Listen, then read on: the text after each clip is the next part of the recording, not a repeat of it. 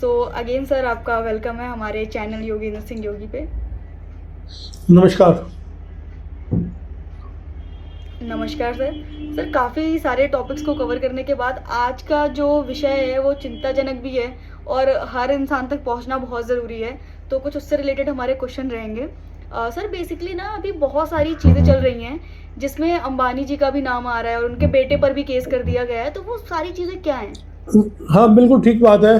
अभी थोड़े दिन पहले तक तो आम आदमी और जो हर भारतीय सोचता था कि इस देश में मोदी प्रधानमंत्री है, पर उनको चलाने वाले 2 ही व्यक्ति हैं और रानी अंबानी का नाम बड़ा प्रमुखता से आ रहा था।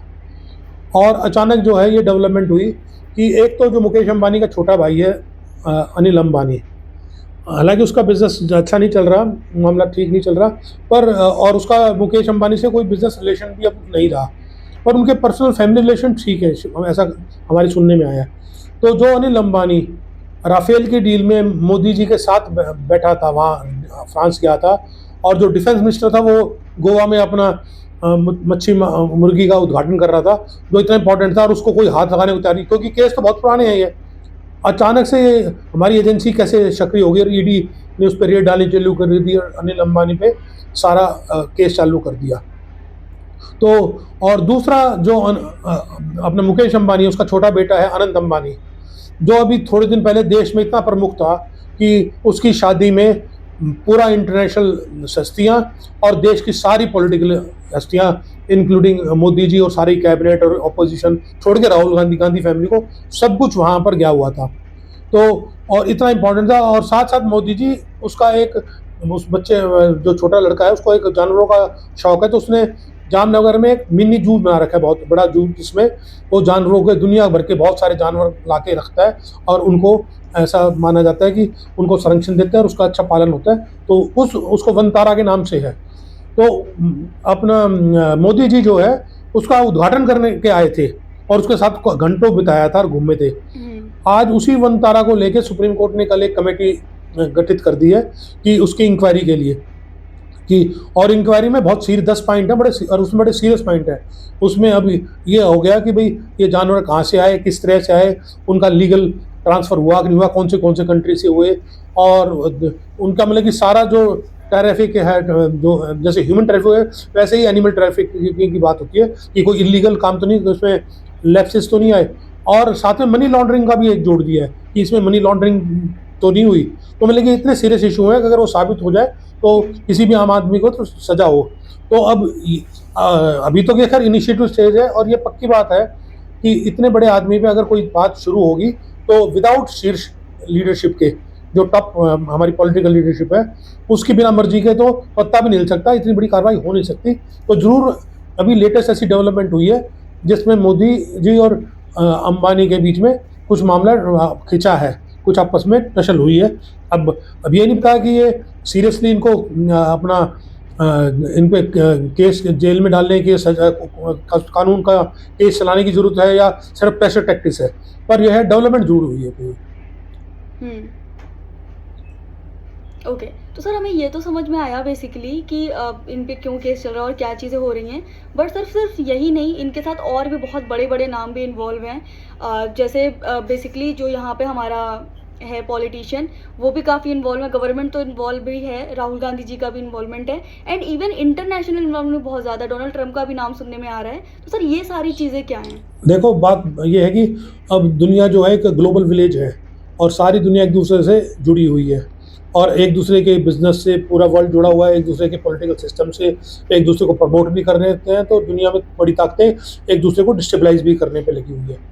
तो जैसे ट्रंप आया, ट्रंप ने पूरे वर्ल्ड ऑर्डर को अपना चेंज कर दिया है। पूरे कंट्री वर्ल्ड में खलबली मचा रखी है, कभी किसी कारण से, कभी टैरिफ से, कभी बिजनेस से। वो पूरी दुनिया को ट्रंप अपने हिसाब से देखना चाहता है।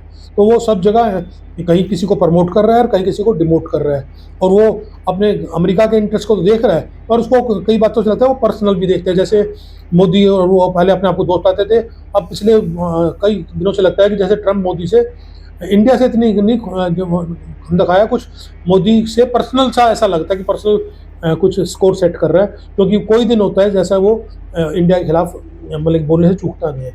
तो अब वैसे तो, और पूरी दुनिया में डेमोक्रेसी में एक कड़वी सच्चाई है कि जो हमें दिखता है, जैसे हमें हिंदुस्तान में दिख रहा है कि इधर से मोदी है, पूरा एनडीए है, उसके साथ सारे सहयोगी हैं। दूसरी तरफ कांग्रेस है और उसके सारे सहयोगी हैं, राहुल गांधी है। ऐसा लगता है कि लड़ाई इन दो पॉलिटिकल मंचों में, दो पॉलिटिकल जो ग्रुप है उन पे हो रही है, दो संगठनों में हो रही है, पर ऐसा नहीं। ये पॉलिटिकल लड़ाई में, डेमोक्रेसी में ये तो पक्की बात है कि पब्लिक भी चाहिए, वोट भी इम्पोर्टेंट है, इलेक्शन कमीशन भी इम्पोर्टेंट है, पार्टियाँ, लीडर भी इम्पोर्टेंट है, पॉलिटिकल पार्टीज़ भी इम्पोर्टेंट है, इश्यूज़ भी इम्पोर्टेंट है। पर ये सब चीज़ें हैं जो आम जनता को दिखती है, और जो नहीं दिखती वो ये है कि विदाउट कॉरपोरेट पूरे डेमोक्रेटिक पूरी दुनिया में, हिंदुस्तान में कभी भी बिना जो है डायरेक्ट और या इनडायरेक्ट, विदाउट कॉरपोरेट के, बिना बिजनेस वर्ल्ड के ना तो कोई बन सकता, ना कोई हट सकता, या कोई डिस्टलाइज हो सकता। तो ये कड़वी सच्चाई है। तो हिंदुस्तान में भी यही है कि ये दो बड़े घराने जिनके नाम चलते हैं, अडानी अंबानी तो है ही, पर 20 ऐसे बड़े घराने हैं जिनकी सपोर्ट जरूरी है। अगर जीतने वाला है उसको भी जरूरत है, और जो अपोजिशन वाला है उसको भी जरूरत है। और ये लोग भी, जो बिजनेसमैन है, वो हवा देख लेता है। अगर मान लो आज एक पार्टी की हवा है तो ये बिजनेसमैन उस तरफ शिफ्ट हो जाते हैं, और कल को ये लगे कि इनकी हवा खत्म हो जाए तो दूसरी तरफ शिफ्ट होने में टाइम लगाते नहीं हैं। तो अब इसके पीछे, और इसमें ब्यूरोक्रेट्स भी जुड़े रहते हैं, जो हमारे बड़े ब्यूरोक्रेट्स हैं। तो अब इसमें स्टोरी जो है, जो मेरे समझ में आ रही है, वो ऐसे तो स्टोरी बहुत पुरानी है, और जो सामने पॉलिटिकल बातें हैं वो तो सबको दिख रही है, उसमें तो मेरे को रिपीट करने की जरूरत नहीं है। पर जो पीछे से लग रहा है, जिस दिन से 2014 में जब मोदी जी आए, तो अंबानी उस टाइम, मुकेश अंबानी उस टाइम बिल्कुल एस्टेब्लिश्ड लीडर थे, नंबर 1 का हिंदुस्तान का आदमी थे, और 4 लाख करोड़ के आदमी थे। और अडानी जो है उस टाइम सिर्फ गुजरात में मोदी जी उनकी मदद कर पाए थे, वो 5-7 हज़ार करोड़ से शुरू हुए थे, और वो जब मोदी जी 2014 में बने तो 30,000 करोड़ के आदमी थे, तकरीबन 30,000 करोड़ के नेटवर्थ थी। और आज जो है, अब जाके 10 साल बाद, 11 साल बाद, अंबानी तो 8-9 करोड़ का आदमी है, और ये 3-4 लाख करोड़ के, 4 लाख करोड़ के आसपास के हैं। तो मतलब कि ये तो बढ़ गया 10 गुना से ज़्यादा, और वो बना 2 ही गुना के करीब। तो डेफिनेटली अंबानी को तो ये लगा ही होगा कि अच्छा, अंबानी जो है वो ज़्यादातर उसका गवर्नमेंट पे रिलाई नहीं, वो अपनी उसकी अपनी एस्टेब्लिशमेंट, अपनी स्टैंडिंग है। वो ठीक है, शुरू में उनके फादर धीरू भाई अंबानी को अपना जो प्रणब मुखर्जी थे फाइनेंस मिनिस्टर, उनकी मदद रही, तो शुरू के बिजनेस में तो डेफिनेटली कांग्रेसिज्म में उनको मदद मिली, पर बाद में वो बहुत अपने आप में सेल्फ रिलाई है। तो गवर्नमेंट तो आती जाती है, ये एस्टेब्लिश रहते हैं। तो अंबानी जी को तो पक्का लगा होगा कि भाई जहाँ हर जगह जहाँ भी गवर्नमेंट की इंटरवेन थी, वहाँ अडानी जी को प्रमोट किया, चाहे पोर्ट हो, एयरपोर्ट हो, ऑयल हो, कोल हो। और इंटरनेशनली मोदी जी कहीं गए दुनिया में, ऑस्ट्रेलिया गए हो, केनिया गए हो, श्रीलंका, बांग्लादेश, मतलब सब जगह उनको बिजनेस दिलाया गया गवर्नमेंट में प्रेशर डाल के। तो ज़बरदस्ती अडानी को तो उनके सामने खड़ा करने की कोशिश करी, और अंबानी जी बिजनेसमैन थे, वो सामने तो कुछ बोलते नहीं, वो सामने मोदी जी की तारीफ करते हैं, सब करते हैं। पर ऐसा लगता है कि उन्होंने धीरे धीरे अमेरिका में ट्रम्प से रिश्ता बना दिया। और उसके कई एग्जाम्पल भी दिखते हैं कि जैसे पीछे जब हिडनबर्ग की रिपोर्ट आई, तो अंबानी वहाँ 1 महीना रह के आया। उस हिडनबर्ग की रिपोर्ट से आने से अमेरिका में क्या हुआ कि अंबानी जो दुनिया में नंबर 2 पे पहुँच गया, अंबानी से भी आगे निकल गया था। उस हिडनबर्ग की रिपोर्ट आने से अंबानी का बिल्कुल मामला, एम्पायर आधा रह गया। और उसमें साफ लगता था कि अंबानी ने वहाँ 1 महीना लगा, उसमें जरूर अंबानी का भी बीच में हाथ रहा होगा। और उसके बाद ट्रम्प जब की ओथ हुई, तो मोदी जी ने लास्ट लोग कोशिश करी, उनको बुलाया जाए, उनको तो बुलाया नहीं। और अंबानी जी और अपनी वाइफ के साथ वो ट्रम्प की ओथ में भी थे। उसके बाद अफ्रीका जो इसमें मिडिल ईस्ट में ट्रम्प का दौरा था, तो अंबानी वहाँ भी अपनी वाइफ, जहाँ मतलब कि उसका कोई मतलब नहीं था, वहाँ भी वहाँ पहुँचे हुए था। तो उससे साफ लग रहा था कि ट्रम्प ये उसकी पर्सनल, इन्होंने रेपो बना लिया है। और उसके बाद इन्हीं सारी डेवलपमेंट के बाद अडानी पे मुकदमा दर्ज हुआ अमेरिका में।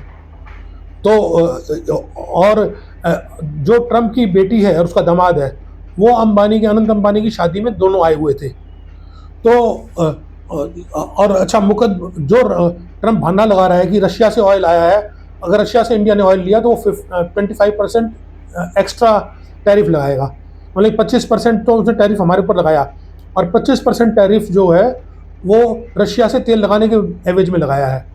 और हकीकत यह है कि रशिया से जो मैक्सिमम तेल है वो अंबानी उठाता है, तो अंबानी पे तो कोई मुकदमा वगैरह कुछ नहीं हुआ और अडानी पर मुकदमा है, तो ये खेमेबंदी हो गई है। तो ये मान के चलो कि अडानी की वफादारी अंबानी के सॉरी मोदी जी साथ है, और ट्रंप की साथ जुड़ गए हैं अंबानी। और उसमें एक पेच और है, सिर्फ बात यहाँ तक की नहीं है, वहाँ पर जो अमेरिका में एक ऑर्गेनाइजेशन है ORB, और ORB के बारे में रिपोर्ट ये है कि ORB जो है वो रिलायंस फाउंडेशन की है, जो अंबानी जी की ऑर्गेनाइजेशन है, और वो भारतीय इंटरेस्ट के हिसाब से काम नहीं कर रही, और वो अमेरिका में वो लाइसेंस वर्क अच्छा कर रही है, और उसको चलाने वाला जो है वो ध्रुव जयशंकर है।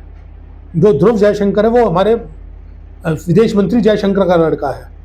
तो अब ये कहानी कुल मिला के इस तरह समझ में आती है कि मोदी जी को ये लग गया है कि अंबानी जो है वो धीरे धीरे देश में जो माहौल बदल रहा है, जो जैसे अपना कांग्रेस की लीडरशिप में जो अपना इंडिया गठबंधन है वो जैसे रोज तेजी से पकड़ रहा है, तो मोदी जी को शायद ये लग रहा है कि अंबानी जो है इंटरनेशनली तो अमेरिका की तरफ झुक गया, और डोमेस्टिक उसमें अंबानी के आदमी विपक्ष के लीडरों के संपर्क में भी हैं।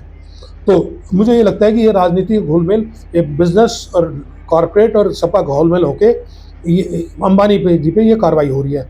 और अडानी जी को कह दिया है कि आप क्योंकि अमेरिका में तो उसमें मुकदमा दर्ज हो गया है, तो उसको इधर चाइना की तरफ बिजनेस करने के लिए ज़्यादा कह रहे कि इसको आप चाइना और बाकी कंट्री की तरफ बिजनेस करो।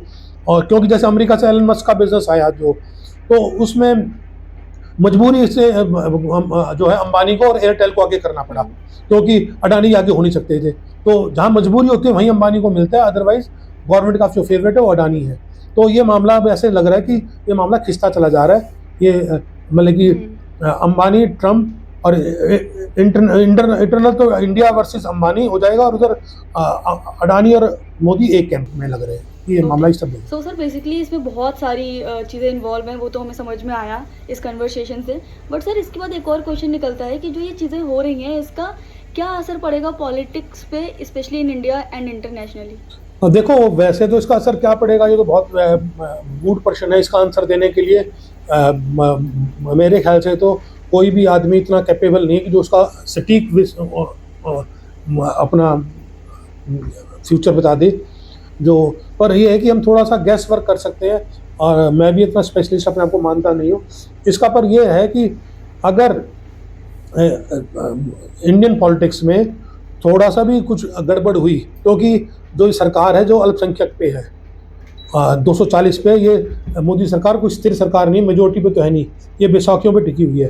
तो अगर ये एक्टिविज्म बढ़ा इधर से, जैसे पॉलिटिकल पार्टीज़ का तो एक्टिविज्म जैसे बिहार इलेक्शन चल रहा है उधर चल रहा है, और इधर मान लो जो हम कह रहे हैं एक प्रेजम्पशन है, ये गलत भी हो सकता है, मतलब कि क्योंकि पीछे क्या चल रहा है स्टोरी पता नहीं, पर अगर अंबानी के ऊपर प्रेशर बनाया जा रहा है तो फिर बात तो कुछ बनेगी नहीं। और वाकई अंबानी सीरियस हो गया है और वो इंटरनल पॉलिटिक्स में इंडिया गठबंधन को बैक करने लग गए, तो सीरियस कॉन्सिक्वेंस होंगे। फिर तो ये होगा कि हो सकता है सरकार मतलब 29 के इलेक्शन से पहले ही मोदी सरकार को गिरा दिया जाए, अगर ये सीरियस मामला है। और सरकार गिरते ही फिर इंटरनेशनल सारे रिलेशन बिल्कुल दूसरे ऑर्डर में आ जाएंगे। और अगर ये सिर्फ एक नूरा कुश्ती है और सिर्फ एक प्रेशर टैक्टिक्स है अंबानी को दबाने की, और वो अंबानी सरेंडर कर देते हैं, तो फिर जो बहुत बड़ा चेंज नहीं आएगा, फिर जैसा चल रहा है वैसे चलेगा। तो ये देखा जाएगा कि ये एक्चुअली कहानी कहाँ बैठती है। अगर ये रही तो ये दोनों हो सकते हैं कि मतलब दोनों काम हो सकते हैं कि वो सरेंडर भी कर सकते हैं, और हो सकता है ये फाइट आगे बढ़ भी जाए। बिल्कुल। So thank you so much sir, हमारे क्वेश्चन यहीं तक थे एंड हमें काफ़ी सारी चीज़ें से क्लियर हुई हैं, एंड आई जस्ट होप कि हमारी ऑडियंस को भी क्लियर हुई। नमस्कार। एंड ऑडियंस से मेरी यही रिक्वेस्ट है, अगर आप इस पर और ज़्यादा अपडेटेड रहना चाहते हैं तो हमारे चैनल को ज़रूर सब्सक्राइब करें। वीडियो अच्छी लगी है तो लाइक करिएगा, एंड अपने फ्रेंड्स के साथ ज़रूर शेयर करिएगा ताकि उन्हें भी इस इन्फॉर्मेशन के बारे में पता चले। आप अपना ओपिनियन कमेंट में बता सकते हैं। Thank you.